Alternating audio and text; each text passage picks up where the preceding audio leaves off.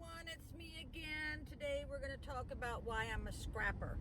And you're probably wondering, what the hell is a scrapper? A scrapper is a hustler. Let me tell you what that means. It means I do whatever I have to do to survive. Okay?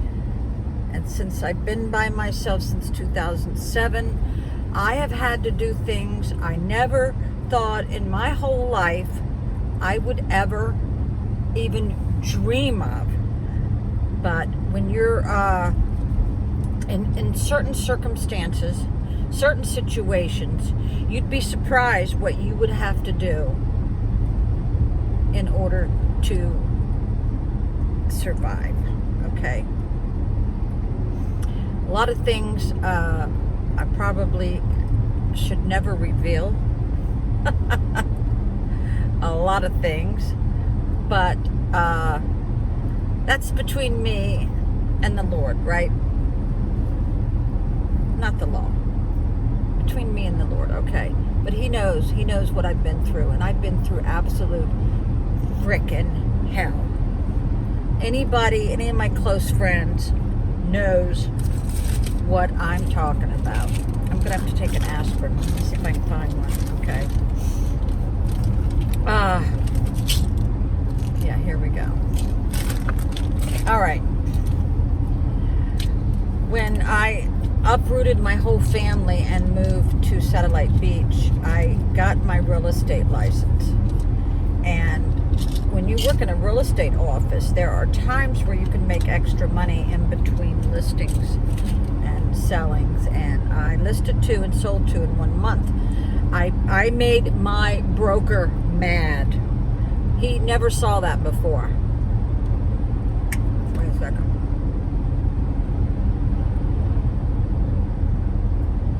I'm dehydrated, which is why I've got a headache. You can get so busy in your life you forget to drink water. But this is probably a diuretic. Okay. Or diuretic. I never knew how to pronounce things because I'm a Southern girl. We always put accents on the wrong syllable. Okay. So, one of the old guys in my real estate office said, "Would you like to clean houses for extra money?" I said, "Sure," because my I don't know if you've ever lived in Florida, but it's hard to make a living there. It's almost impossible. The rate of pay there is probably 2/3 less than what it is in the state of Virginia. And that was a big shocker, and I had no idea that was the case. So he sent me to this one apartment that was, somebody had smoked in it for, I think, 40 years, and the nicotine was actually dripping off the walls. Now, I actually bought a house in Satellite Beach, and this nurse who had lost both of her legs was selling her house, and she had the same situation. The nicotine was dripping off the walls. So I cleaned that house, and I tried to get the smell out. I think I dumped probably 5 quarts of baking soda all over the carpet, vacuumed it. I still couldn't get it. I still couldn't get the smell out. The smell never comes out, people. Never smoke in your house. So then he sent me on another job. Now this was in a condo where it was on a upper level, and there was this central place. I guess it's the greenery, the grass, where you could see what everybody's doing. I said, "I'll clean it." And he says, "Listen, whatever you want in that place, it's yours." I walked in and I found the most beautiful bedroom furniture, and I took it. But when I took my son in there to help me, he was like 13 or 14. He walked in and he turned around and walked out. This is why. The bathtub had never been used, ever. It was covered in wax. I looked at the stove. The stove was covered in wax. Now, I've never I never understood about drugs. I still don't. But I've come to find out that they were cooking heroin or meth. I don't know which it is. And that's why they never used the bathtub. I guess it was too high to take a bath. The bathtub had to be scraped with the wax off. The stove, I worked on it for hours. I could never get the wax off. It was in the burners and everything. I finally, told my associate, I said, you're going to have to buy a new stove. There's no way you can salvage this. I said, if you don't believe me, come over. Now, those were the good parts of the place. When you walked in, there was newspapers piled up to your knees. And clothes, you name it. It was knee high. I begged my son, I said, please stay. I said, we can make this easy if we work together. So this is what I did. I had a couple 20s. I hollered down at the kids down in the grassy area, and I said, listen, y'all want to make some money? I said, I'm going to throw stuff down at you, and I want you to go put it in the dumpster. They did this for hours, and I gave them the money. They were grateful. But that's when I realized it was a drug den. That's exactly what it was, because it wasn't used for anything. It wasn't used to live in. It wasn't habitable, whatever the word is. Okay. Oh my God, the sun's getting fierce here. So yeah, that's my experience in a drug den. Yeah. So I'm a scrapper. I have had to spend a lot of my life in hotels. When my ex and I were not getting along, I would just leave and not put up with it. I just go get a hotel. And I have actually stayed in every hotel in Fredericksburg, Virginia. They know me. They know me. I get treated very well there. That's all I can say. So, yeah, I'm a scrapper. Let's see, what else have I had to do? I've had to move, I think, 12 times, and maybe since 2007. And it's because when you're in the middle of a divorce, you never know what's going to happen tomorrow. And I've had excellent landlords. They wanted me back. I left their house really, really nice. And one of them cried when I left. He said I was the best tenant he's ever had, because I did whatever I had to do in order to pay the rent. I had a baby grand piano that I paid $10,000 for, and I had to sell it because my ex hadn't given me any money for like 5 months. So I sold that for, I think, $3,200, and I got enough to pay my landlord, because that rent was $1,500 a month. So yeah, because I would never stiff a landlord, because they got taxes, they got bills too, Okay, what can I say? Also, when I left, I had 10-year-old tires that were dry rotted on my Cobra Mustang. It's a wonder. I think God was with me, because it's a wonder it didn't unravel going down the road, or tear apart, whatever you want to call it. I'm passing a place called Lyle's on Route 3, where my ex and I pulled out dead bodies from teenagers that overran the stop sign. Overrun it, I don't know, whatever you want to call it. They ran a stop sign, and we had to lay their bodies up on the knoll there. The house where they had the accident is now gone.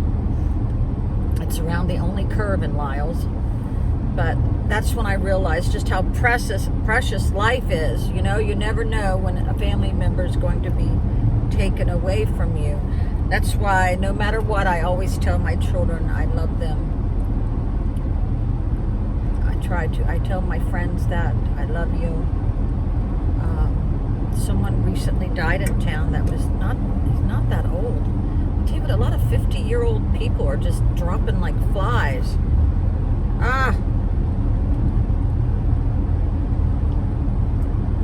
I never thought I would live to see 17. So I wanted to tell you about the time, let's see, I have to talk about me being a scrapper. Oh yeah, I have had to learn to repair things myself because I refuse to have anybody in my house that would want something else from me, you know, like a piece of ass or something. No. So I just fix things myself. Yeah, I have, I think I went 6 weeks when I lived in Ocean City without leaving the house. And my neighbor was so concerned about me, she actually walked over after she saw that my Hummer had not been moved in 6 weeks. She wanted to know if I was still alive. She became a good friend of mine because she cared. That's what neighbors are supposed to do, right?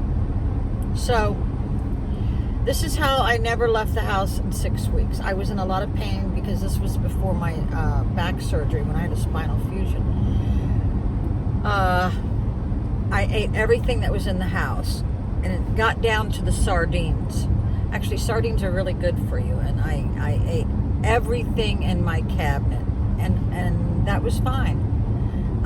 There's just some times in your life where you just need to be by yourself and not talk to anybody. I don't think I talked to anybody for a whole year, except maybe my mother.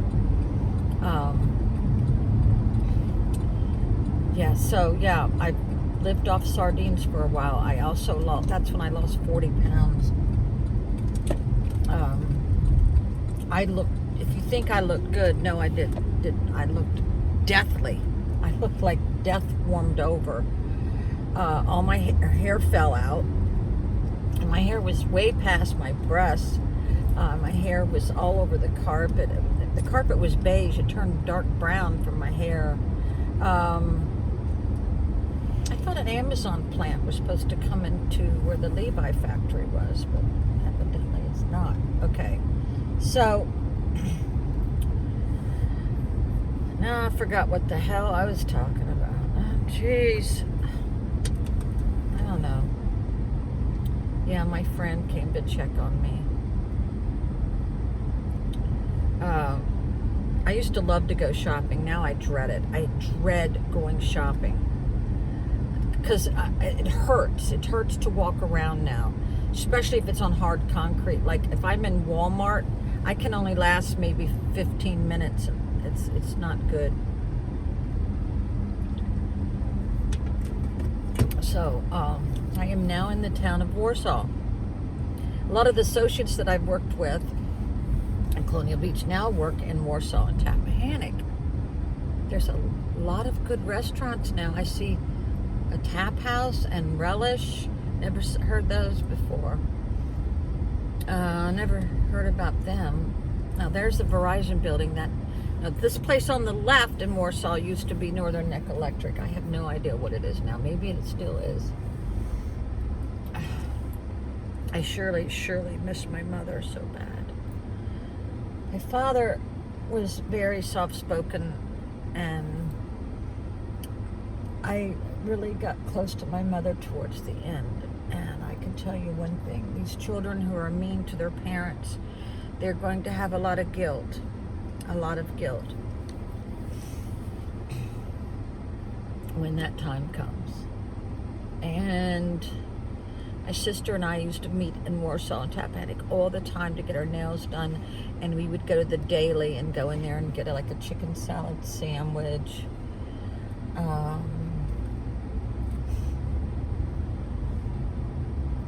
So I gave the news to my manager today that I possibly will be transferring, but I told her I would not leave her hanging. I would never do that to a manager. I said I will cover for anybody until I get myself moved in and situated. I will cover for other people. I thought that was a Walgreens. It's a Family Dollar. Jeez. Okay. So my mother was in a nursing home up here. It's now been leveled. And I realized a lot of the houses I lived in Arlington, they're gone. I've only got one childhood home that is still standing. So I used to live on Oakton Road in Fairfax. So I think the only house that's still standing is in Winchester. And they actually moved the whole house like maybe a couple thousand yards back from the main road. But yeah, what's sad is that when my mother was at her last days, I was going through this divorce. I was having surgery. I couldn't lift her. I couldn't help my little sister with anything. That is a big burden I have to carry. A big burden. But one of my nieces is now a big wheel at the courthouse in Lancaster, and I am so proud of her. She has been such a delight. Her kids know me as the chicken lady because I'll bring them a bucket of chicken. You know what? I would love to do that. But I'm supposed to be cleaning my house, but I've never had time to do this sort of thing because I'm always at work, you see. I never get a chance to do these things that I used to do before I had to go back to work. And maybe if I get this house, I can get me a little dog. I miss the best times of my life is when I had a dog. Oh my God, I miss having somebody miss me, right? But when I used to live in Tappahannock, I had Christmas parties that I would cook for weeks, and everybody loved my Christmas parties. I decorated everything so beautifully. Now I'm going to be getting ready to go across the Tappahannock Bridge in just a second. Yeah, you know, I know who should be running our government. The people that run the Chick-fil-A's. They do a pretty good job, don't you? Don't you think? All right, bye.